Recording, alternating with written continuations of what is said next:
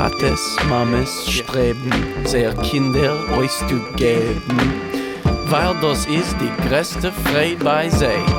Bonsoir et bienvenue sur Yiddish Heint, l'émission bimensuelle de la Maison de la Culture Yiddish, avec au micro ce soir, moi, Shahar Feinberg.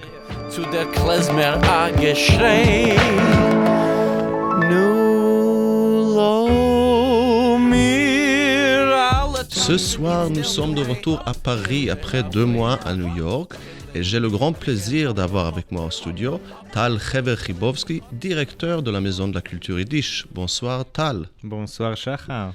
Et nous allons discuter aujourd'hui, une année après le début de la pandémie, de tout ce qui s'est passé avec la Maison de la Culture Yiddish lors de cette année difficile, étrange, mais aussi pleine d'occasions nouvelles. Et aussi du présent du Yiddish Heint, et même peut-être du futur. Alors, Tal, quand la pandémie a commencé, la Maison de la Culture Yiddish est rentrée tout de suite sous un nouvel ordre des choses, n'est-ce pas? Est-ce que tu peux nous parler un peu de ce début très embrayé qui s'est accéléré tout de suite de la programmation à distance? Tout à fait. Alors, la Maison de la Culture Yiddish a pris la décision de fermer ses locaux 2 jours avant le confinement officiel. Nous avons constaté que voilà, la pandémie, de toute manière, on va nous confiner et c'est devenu évident et être réactif ou proactif plutôt. Et c'était voilà, ça semblait d'être une décision juste. Et juste après cette décision, et on était, nous, avec tout le pays, oui, dans le même bateau. Et il y avait la deuxième question, qu'est-ce qu'on fait maintenant? Et c'est étrange, mais l'idée de basculer tous nos enseignements sur l'Internet, c'est quelque chose qui a passé immédiatement. C'est-à-dire, nous n'avons pas attendu de voir comment les autres font, nous n'avons pas attendu d'avoir quelques semaines sans rien, mais tout de suite, et nous avons décidé qu'on n'a pas un temps à perdre, il faut tout de suite voir comment on peut le faire. On a eu la bonne chance d'avoir déjà quelques expériences, c'est-à-dire hypothétiques, sur les enseignements en ligne. Nous avons eu, pendant les années précédentes, nous avons eu aussi un enseignement en ligne, mais voilà, il n'y avait pas assez d'intérêt, on a arrêté avec ça. Je pense que c'est déjà quelque chose de daté. Mais plus récemment, nous avons eu beaucoup de discussions chez nous sur la possibilité de proposer quelque chose aux étudiants étrangers. Nous avons un peu regardé comment et les modalités. Et parmi nous aussi, il y a des enseignants comme Natalia Krenitka ou Yitzhak Niborski qui avaient déjà beaucoup d'expérience dans les enseignements, surtout à l'Arbetering de New York, c'est-à-dire c'était pas sur Zoom, c'était sur une autre plateforme. Et voilà, nous avons décidé de nous lancer là-dedans. Et tout d'abord, la question était de quelle plateforme utiliser. Et nous avons passé par un tour de plateforme. Et ça a pris exactement 1 semaine d'opter pour Zoom. Et je pense que nous avons eu à peu près la même expérience que tout le monde. Et c'est très, très étrange de voir comment on est tous tombés dans le même outil, en fait. Mais ce qui est un peu plus particulier pour nous, c'est le fait que parmi nos à peu près 150 étudiants, il y a pas mal des élèves qui sont, disons, pas très à l'aise avec les moyens informatiques, avec l'ordinateur, n'importe quel moyen informatique pour se connecter. Et nous avons créé une sorte de campagne interne entre nous, jeunes, qui se connaissent un peu mieux. Alors moi, mes collègues, Sharon Bar-Korva, Natalia Krenitka, et surtout, mais aussi d'autres. Et nous avons passé des coups de fil, des mails, nous avons expliqué. Moi, j'ai passé des heures et des heures, pas en rédigeant les mails collectifs, mais en parlant avec un élève après l'autre. Et nous avons réussi à basculer tous nos enseignements sans perdre même 1 semaine. C'est-à-dire, tout de suite, nous avons basculé nos enseignements sur l'Internet. Ouais. J'ai une question auxiliaire à cette campagne d'instruction informatique intensive. Est-ce qu'elle s'est passée en français ou en yiddish? Ça dépend avec qui. Pour le niveau avancé, et bien sûr que le yiddish est beaucoup plus courant chez nous. Quand on peut parler yiddish chez nous, on parle en yiddish. Mais nous avons aussi passé des heures avec les élèves de tout le niveau. Et là, bien sûr, on a parlé surtout en français. Et c'était pas facile. Je pense qu'il y avait aussi même des enseignants qui avaient des difficultés. Et au début, nous avons mis en place un système de remplacement. Les professeurs plutôt à l'aise avec l'informatique ont remplacé, et moi aussi j'ai remplacé quelques enseignants pendant quelques semaines. Oui, parce que une chose que nos auditeurs ne savent peut-être pas forcément, c'est que toute la programmation de la Maison de la Culture Yiddish se passe en Yiddish. À part Yiddish Heint. C'est-à-dire Non, c'est pas exactement ça. Oui, mais tous les cours, n'est-ce pas? Alors, on a plusieurs pôles de ce que nous proposons culturellement. Alors moi, maintenant, je parlais des cours. Et les cours, c'est vrai que le premier niveau est plutôt en français. Et à partir du deuxième et troisième niveau, tout passe en yiddish. C'est-à-dire, il ne faut aussi pas être dogmatique. Hein. Il y a des professeurs avec leur manière à eux. C'est-à-dire, nous avons aussi un professeur qui aime plutôt parler du grammaire. Et même dans le quatrième niveau, il parle beaucoup en français parce qu'il estime qu'expliquer des choses grammaticales dans une autre langue, méthodologiquement, c'est quelque chose qui a sens. Alors voilà. Mais de manière générale, à partir du deuxième niveau, la plupart des professeurs essaient de parler yiddish.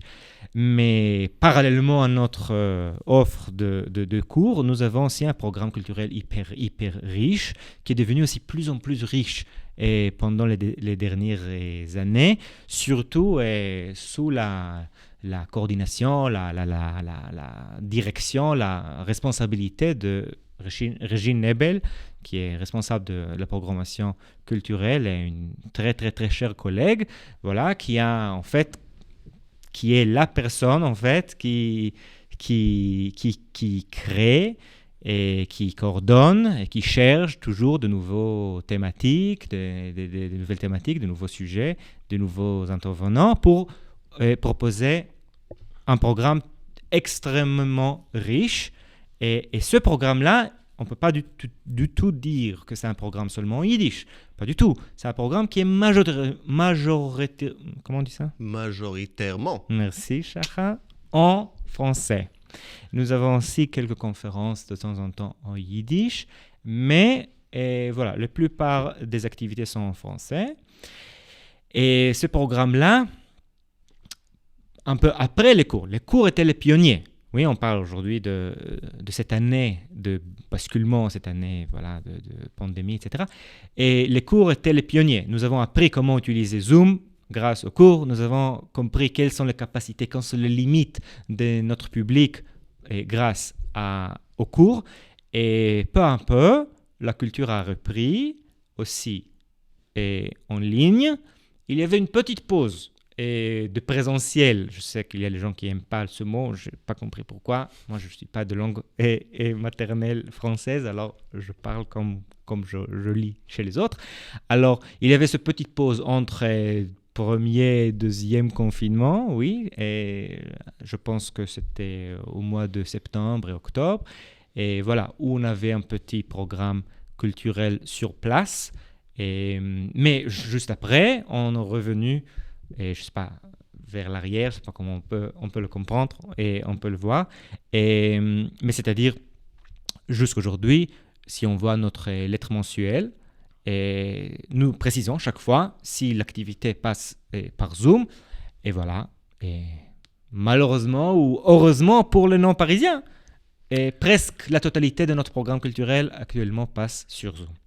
Voilà, donc justement par rapport aux moyens nouveaux auxquels nous sommes tous en face, Comment est-ce que le basculement en ligne a changé ou la programmation culturelle? Ou est-ce que vous avez eu des nouvelles pistes, par exemple, à explorer, justement parce que maintenant, le public n'est pas limité au public parisien, mais tout le monde du monde entier peut y participer. Oui.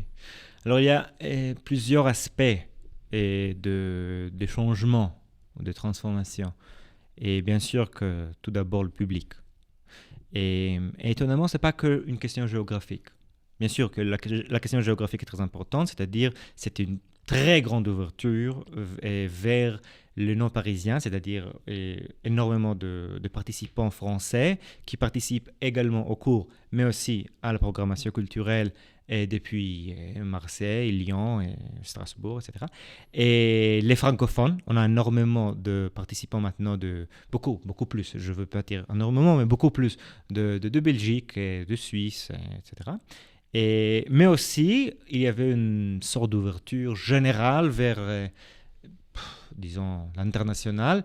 Nous avons aussi énormément de participants, là je maintiens ce mot, et soit qui comprend assez de français pour suivre notre programmation culturelle, soit les yiddishisants, non francophones nécessairement, qui suivent nos cours et nos séminaires.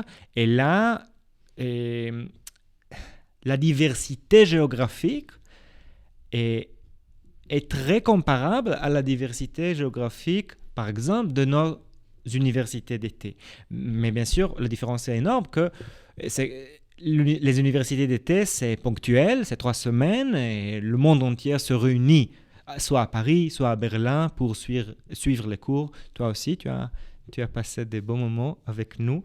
Et là, cette diversité, que tu es témoin, tu peux parler mieux que moi en tant que participant, cette diversité, c'est la même diversité, on le voit maintenant de manière quotidienne. Mm-hmm. C'est-à-dire, on voit les gens qui viennent, c'est pas sporadiquement, oui, c'est pas une fois une personne de ce pays-là, une autre, non, c'est un public, c'est un vrai public, c'est les gens qui nous suivent et ils sont avec nous, malgré le fait qu'ils vivent à Buenos Aires, par exemple. Alors ça, c'est formidable. Mais c'est un aspect, il y a énormément d'autres. Maintenant, donc, on a commencé à faire le point sur l'organisation l'association qu'est la Maison de la Culture Yiddish. Et après la musique, on va écouter un peu comment toi, Tal, a vécu de manière personnelle cette pandémie, aussi en tant que directeur, mais aussi en tant que Tal Hever-Chibowski. Alors, on va écouter maintenant Seymour Rechtzeit, un chanteur dont j'ai pris connaissance à New York et qui va chanter une chanson qui a été reprise beaucoup de fois depuis, une chanson traditionnelle, là avec des mots en yiddish, que certains d'entre vous peut-être reconnaîtront grâce au film Pulp Fiction de Quentin Tarantino. Alors voilà, Seymour Rechtzeit avec Missir Lou.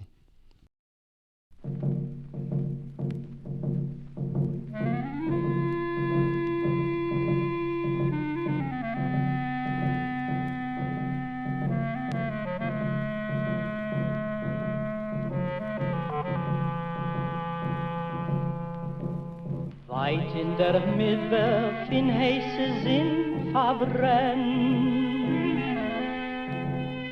hab ich amul a Mädele dort gekannt. Misselu heißt sie, jeder dort weiß sie geht. Ich will die Prinzessin mehr schön vergessen nicht. Still und kiel, in ich fiel, als ich will, mein Gefühl, fahr ihr ausgießen, in sie so wissen, ja, als noch sie lieb ich, mein Leben gib ich, ja. Es ist mir schwer, preisig dir in ihr schwer. Mit der Prinzessin ich kann nicht vergessen dir. Kim heil mein Bänkschaft, nur die kennst heilen mir. Missel meine Mädel fin Orient. Die Augen deine haben meine Herz verbrennt. Mein Herz wird kranker, in Chulem seh ich dir. Tanz vor mir schlanke, dreh sich geschwinde Gier.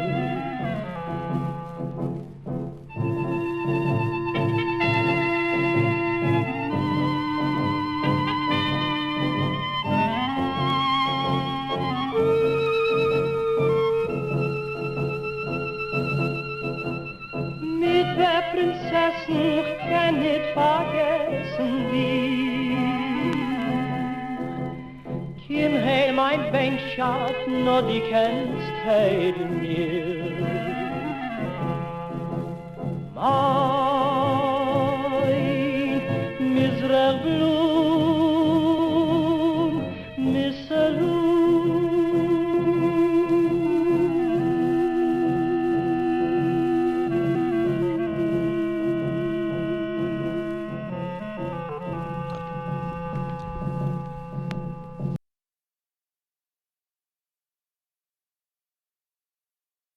D'accord. Vous écoutez ce soir Yiddish Heint au studio avec Tal Heber-Chibowski, directeur de la Maison de la Culture Yiddish. Avant de continuer la conversation avec lui, quelques annonces sur la programmation de la Maison de la Culture Yiddish. Le 8 mai, samedi le 8 mai, il y aura une rencontre avec Yitzhak Nibowski autour de la question Yiddish, quelle question sur Zoom. Ensuite, dimanche le 9 mai, Mélodie pour l'harmonie avec Shura Lipovski, chanteuse, musicienne et compositrice. Et le mardi 11 mai, une rencontre littéraire avec Irène Kaufer sur son nouveau roman D-Book, apparu chez les éditions Antilope. Vous pouvez retrouver toutes ces informations aussi en ligne sur programme.yiddish.paris. Bonsoir Tal Heber-Chibowski. Bonsoir. Nous avons un peu discuté des changements structurels que la maison a connus lors de cette année. Mais maintenant, est-ce qu'on peut écouter un peu sur ton point de vue individuel, en tant qu'individu, mais aussi directeur de la maison, sur ce qui a dû se passer, comment les choses ont changé, comment ça a changé ta perspective sur ton rôle?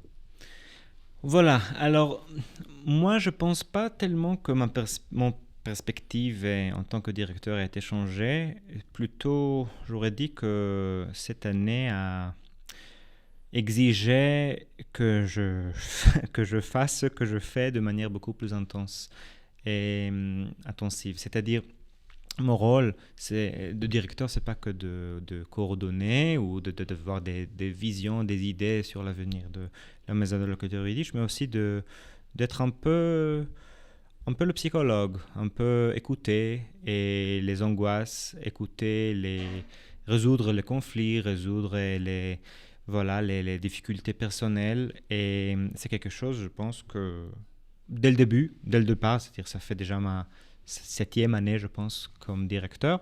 Et dès le départ, j'avais l'impression que c'est mon rôle principal, d'écouter tout le monde et de voir comment on gère et les situations un peu difficiles et le feu, on peut le dire.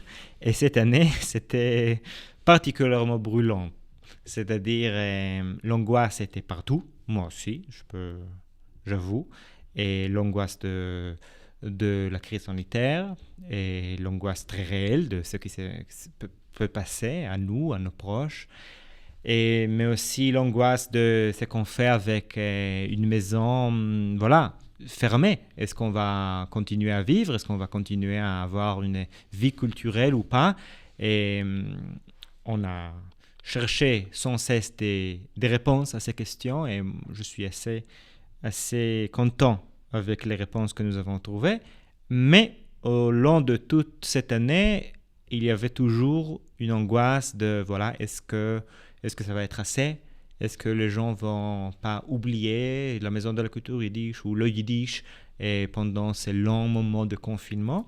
Et j'ai l'impression que, voilà, et émotionnellement et psychologiquement, c'était l'année, bien sûr, la plus éprouvante pour moi. Et je pense que, pas que pour moi. Alors, je ne pense pas que mon expérience était particulièrement difficile. Je pense que l'expérience de l'humanité était particulièrement difficile cette année. Tu as mentionné oublier le yiddish. Je veux savoir comment toi, tu es arrivé au yiddish et comment ce parcours a informé aussi ta mentalité en tant que maintenant directeur d'une maison de la culture yiddish. Ouais. Alors, moi, je n'ai pas cherché le yiddish en particulier, c'était toujours là.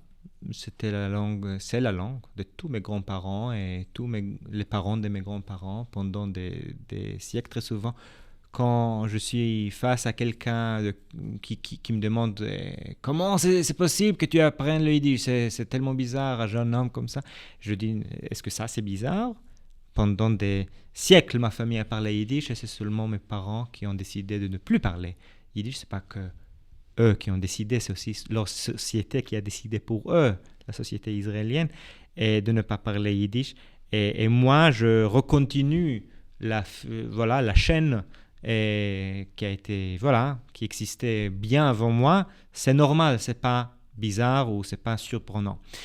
Mais voilà, c'est une réponse idéologique, c'est pas une réponse personnelle ou voilà, authentique, voilà, intérieure. Moi, j'ai pas cherché le yiddish, j'ai cherché l'hébreu diasporique en Europe. J'ai fait ma émigration en 2008. Et au début, je me suis installé à Berlin. Et Paris, c'était qu'à partir de 2014. Et c'était là, à Berlin, ben pour moi, c'était dès le départ, l'Europe.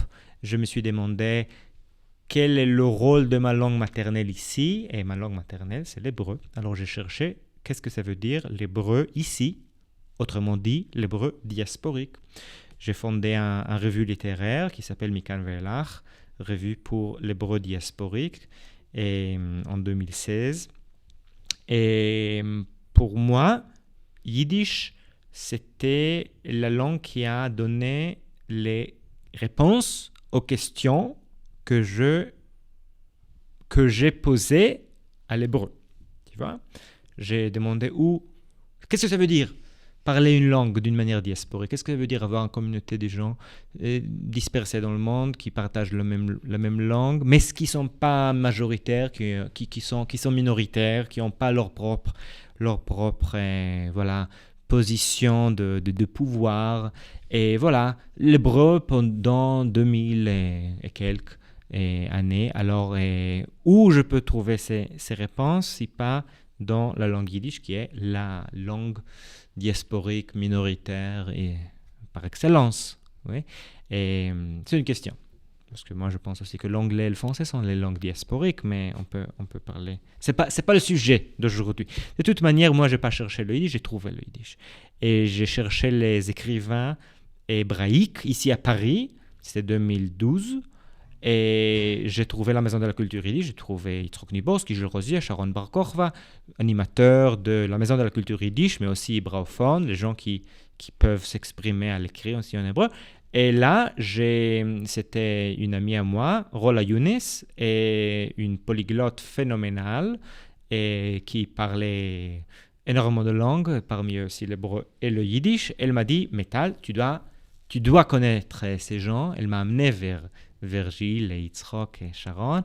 Elle m'a dit, si tu cherches l'hébreu diasporique, tu vas le trouver à la Maison de la Culture yiddish. Et moi, j'ai dit, ok, je vais essayer. Je suis allé et là, je suis entré, je me suis dit, j'ai trouvé finalement cette communauté qui est, à la fois très locale, très ancrée là où il est, mais toujours avec des liens avec d'autres communautés partout dans le monde. En fait, le mode d'existence du judaïsme, mais qui n'est pas passé par la religion, pas passé par une sorte de nationalisme, mais plutôt par une langue, par une culture partagée. Et pour moi, le milieu que j'ai trouvé, c'était pas le milieu yiddishophone, c'est le milieu yiddishiste, c'est-à-dire une minorité et un peu intellectuelle, ou plutôt intellectuelle. Voilà, des gens qui parlent très souvent déjà plusieurs langues, qui sont ouverts et d'esprit très ouverts. Et voilà, je me suis dit, j'ai trouvé la maison, j'ai trouvé là où je... Voilà, et voilà. Et quand il y avait la possibilité de devenir le directeur de cette maison, qui m'a accueilli de manière tellement chaleureuse, c'est pas que la chaleur, c'est aussi la maison qui a répondu aux questions que je me suis posées moi-même. Et voilà, j'ai dû faire ça, et voilà, voilà, fait le déménagement Berlin-Paris. Oui. J'ai vu que récemment, tu as fait une rencontre Zoom autour des incursions yiddish dans le cinéma et la télévision américaine, Ouais. n'est-ce pas?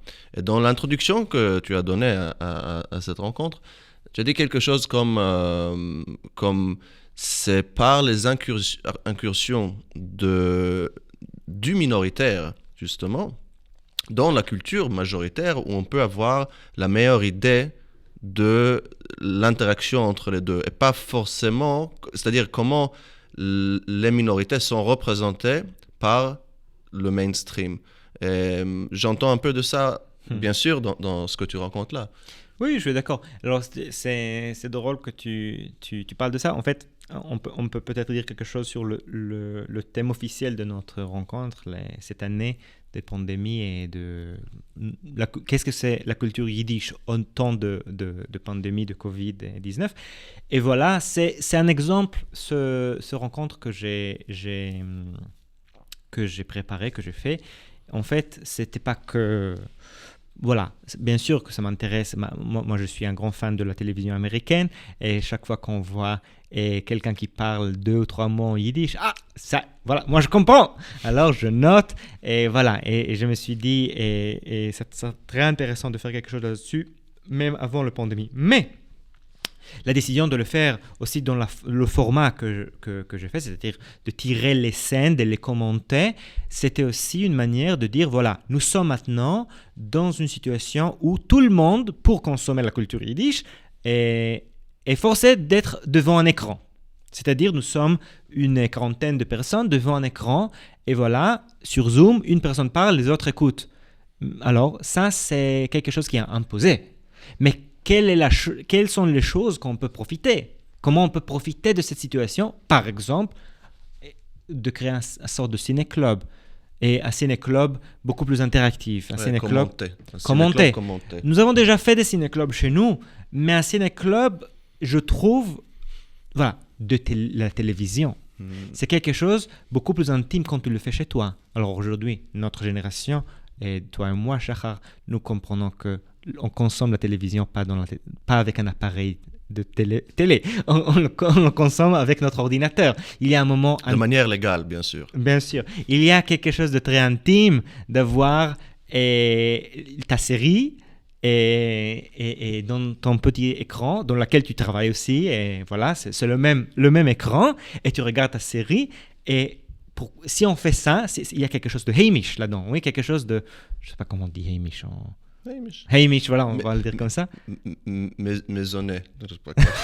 Non. Mais Raisonné, maisonné. Oui.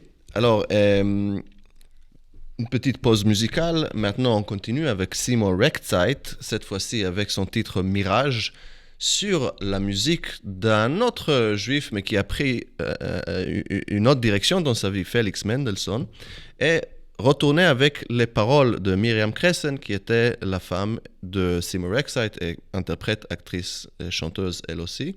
Et voilà, Mirage de Seymour Rexite.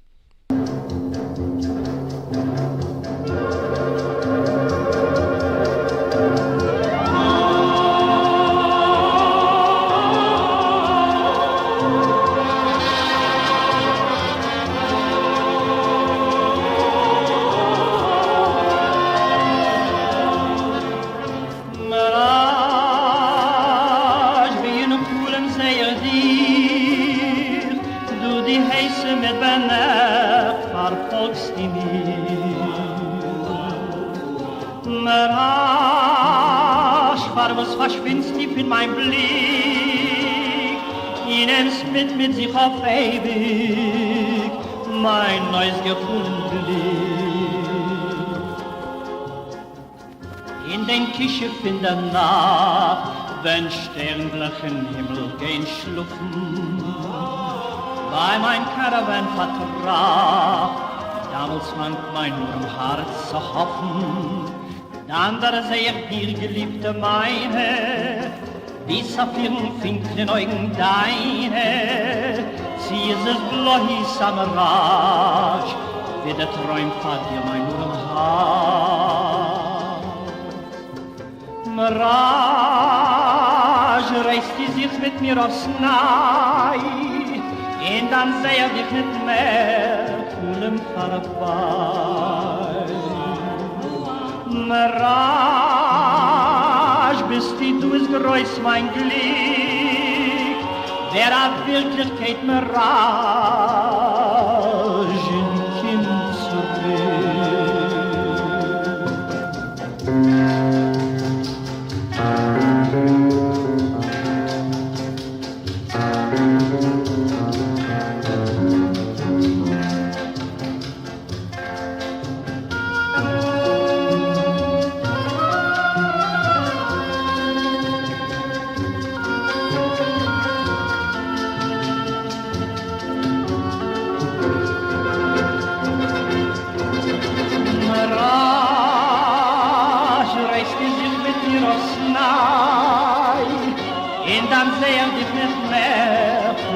vorbei. Rasch bist du es groß mein Glück, wer auf Wirklichkeit mir rasch in Kind zu dir. Wer weiß mir rasch in wer mein Glück.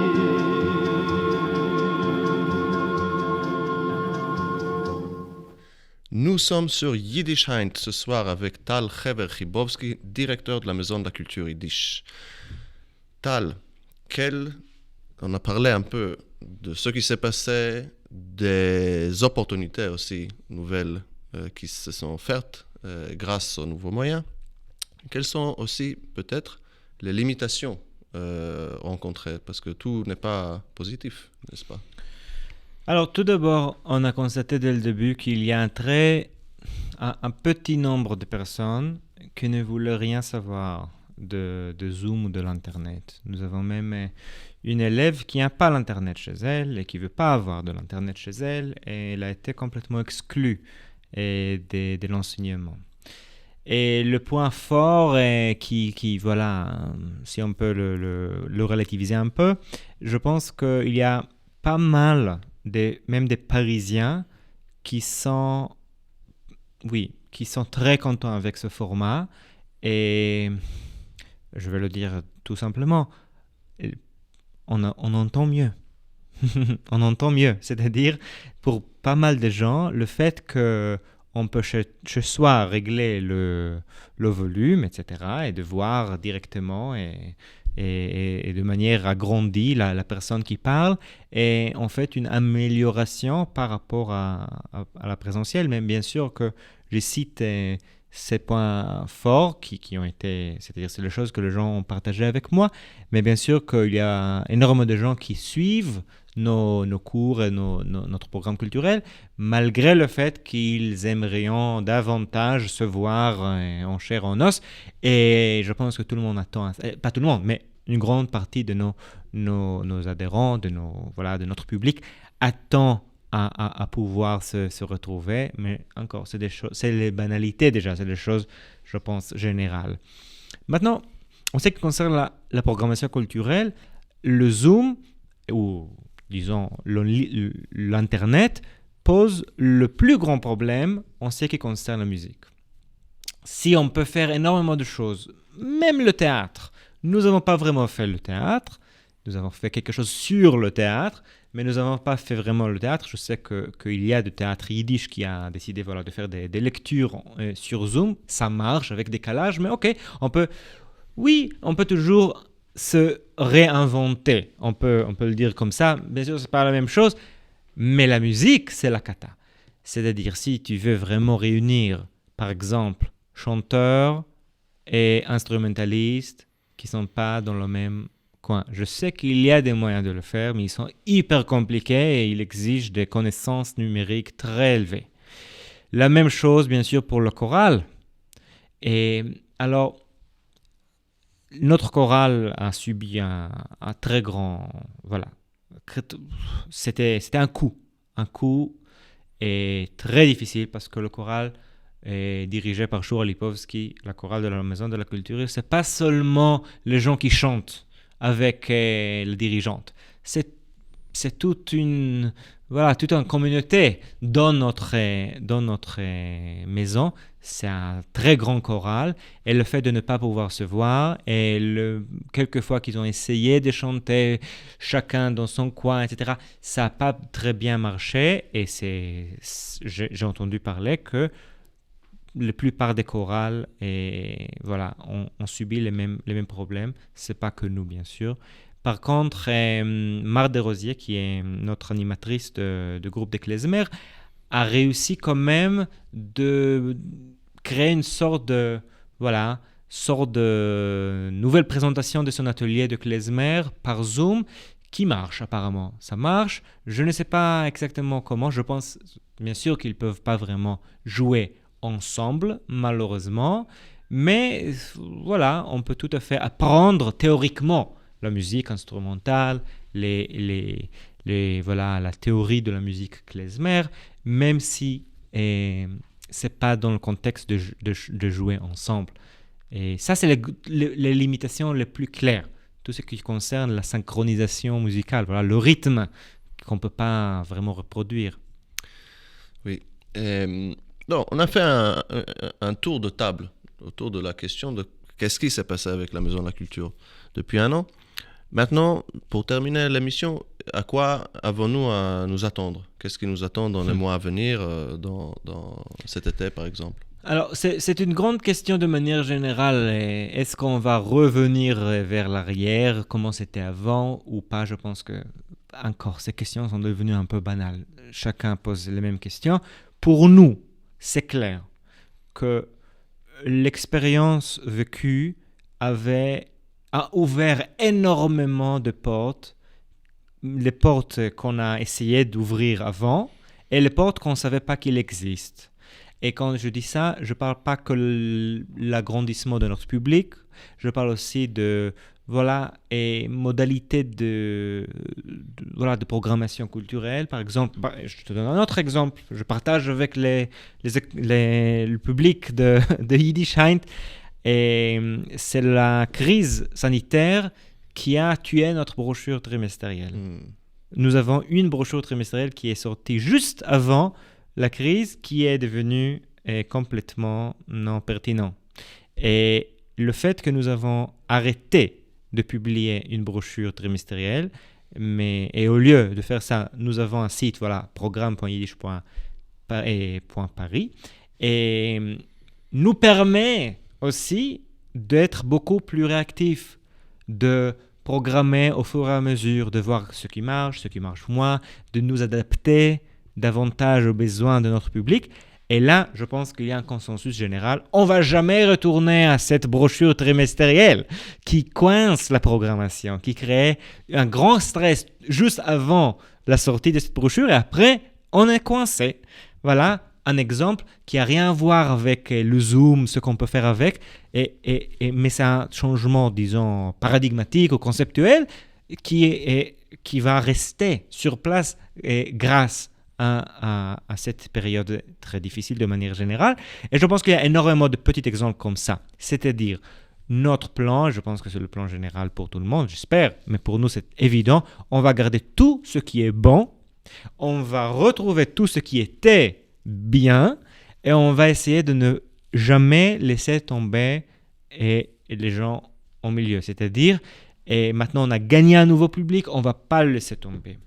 On ne va pas devenir un centre numérique, on va rester un centre avec un local, avec une programmation culturelle sur place, comme toujours. Mais même après le Covid, je suis sûr et certain qu'on va continuer à proposer certaines activités et plus de cours qu'avant la crise, aussi au public international qui peut se connecter en ligne.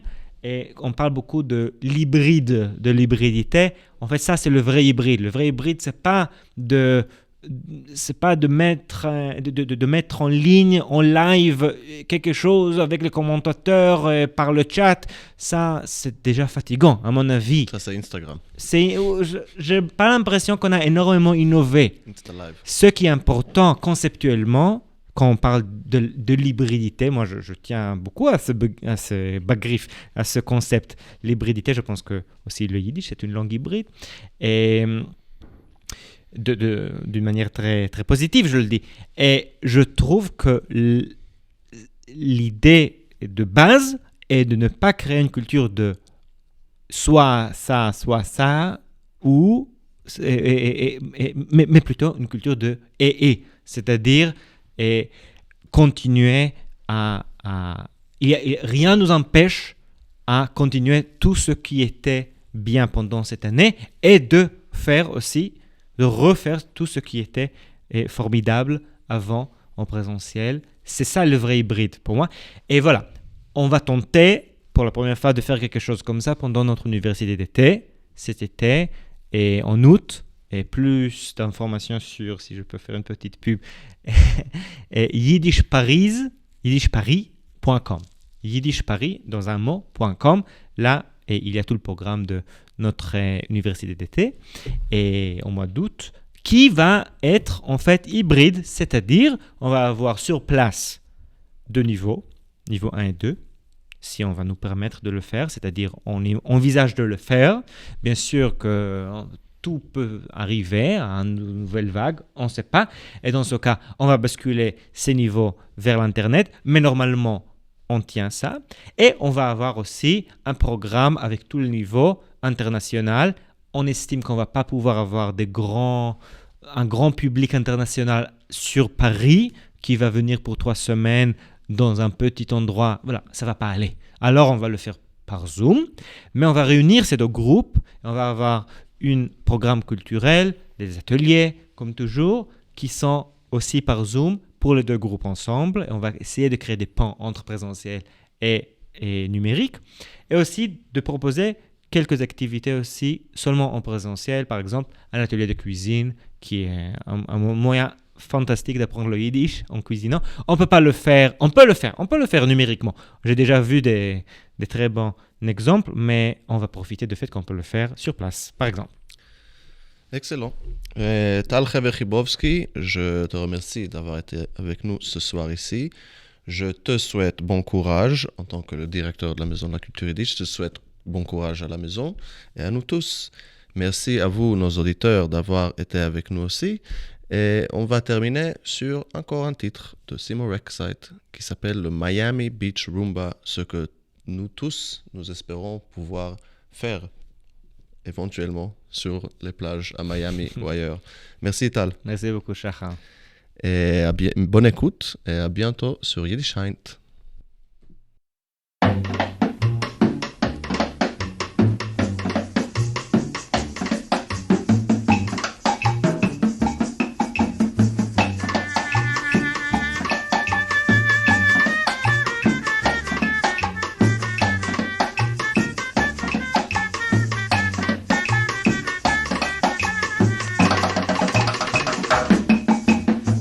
Hab ich fuhren gar kein Cuba, wenn ich in Miami Beach gewesen. Und das ist gar nicht weit von Cuba, die Ramboy tanzen dort schön. Senoritas, keine dicken Runde, dachte ich verbleiben du a Weile. Dachte sich, es ist gar nicht so sindig, sie drehen sich in dem Latin Style. Nu bin ich nicht gewesen in Cuba, in die Atmosphäre geht was ra. Viele Jugend mit sein Stube, ob mir dort verbracht. Ich lebe auf Havana vor Manana, weil mir gefällt Miami Beach. Getanzt im Rombe wie in Old Havana, ob wir du in Miami Beach. Ja, ich sogar frei, als ich wollte auf das Stein noch geflogen, weil sieht mich noch zu ihr. Ja, ich gebe auf alles, du hast Speier für ein, weil sie wart noch auf mir.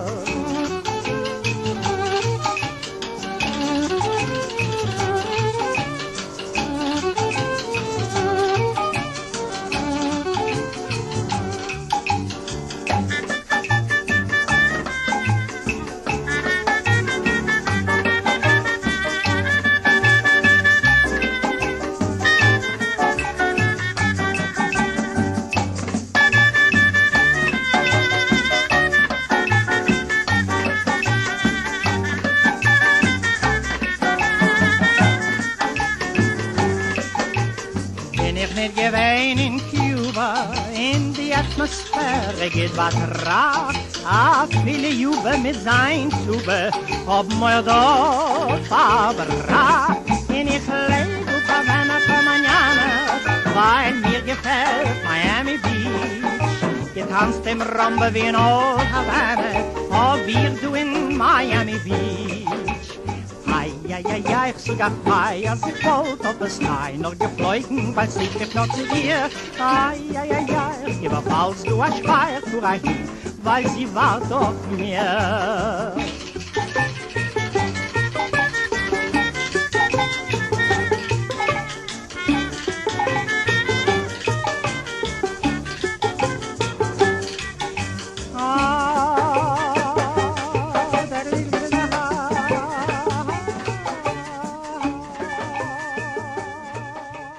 Tates, Mames streben, sehr Kinder euch zu geben, weil das ist die größte Freude bei sie. Und als Gott helft, sie sehen unter der Gruppe das Kind stehen, geht der Tate zu der Klezmer a geschrei. Nu lo mir alle tanzen, it's der Duet, hop, kille a Freilach. Kille, nu, geher hop, hop, hop, hop. Das ganze Leben hat der Welt die Bobkille. Nu, lo mir gehen a Tanzel, wie lang es los sich noch. Ai, geht, das so geht. Lo mir alle tanzen, du in der Rhythm. Ai, geht, das so geht. Mädel nemmen a Bocher en tanz mit ihm. Nu, lo mir alle tanzen, it's der Duet. Hop, kille, Freilach, hop, kille. Nu, geher hop, hop, hop, hop. Das ganze Leben hat der Welt die Bobkille. Das ganze Leben ist doch nicht mehr wie a Tanz.